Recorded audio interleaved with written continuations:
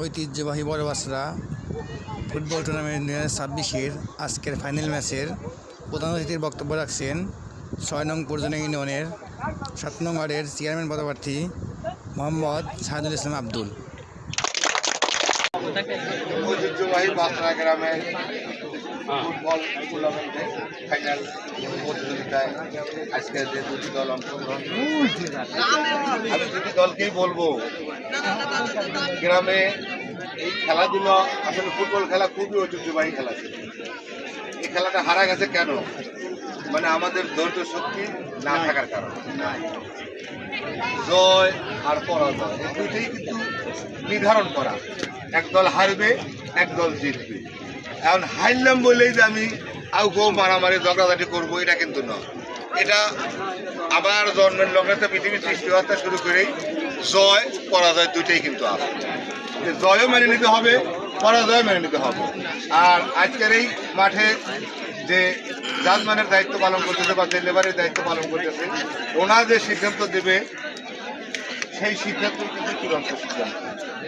আমি তোমাদের প্রত্যেকটা প্লেয়ারের প্রতি অনুরোধ করতেছি, তোমরা হই হই রই রই না করে আমাদের গ্রামে যে ক্রিকেট ক্ষেত্রে যে খেলাটা আয়োজন করেছে, এই খেলাটা যেন সহজবোধ থাকে, মানে শান্তি বজায় থাকে। জয় পরাজয় যাই হোক মাইনে নিয়ে সুন্দর মনোরম পরিবেশে আমরা যারা দর্শক আসছে বা আমরা গ্রামবাসী যারা আসছি, সুন্দর পরিবেশে খেলাটাকে উপভোগ করার জন্য আসছি। তোমাদের কাছ থেকে আমরা অনুরোধ করি, আমরা যেন তোমাদের খেলা থেকে উপভোগ করতে পারি। আমরা যেন দৌড়দৌড়ি বা আউকক আউকক এই গোলমাল খাওয়ানোর জন্য যেন আমরা না দাঁড়াই।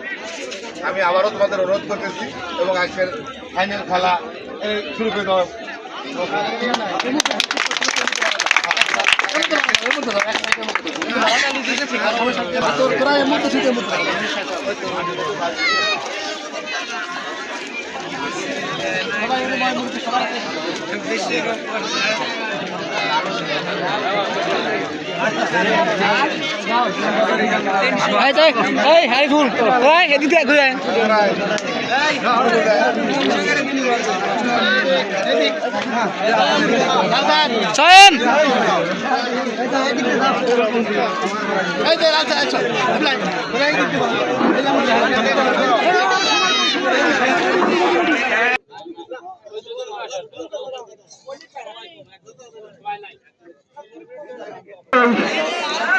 হাই ভোল্টেজ ফাইনাল ম্যাচটি শুরু হবে।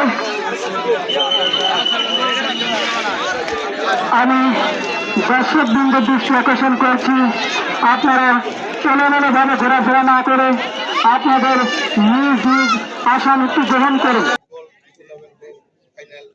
প্রতিযোগিতায় আজকে যে দুটি দল অংশগ্রহণ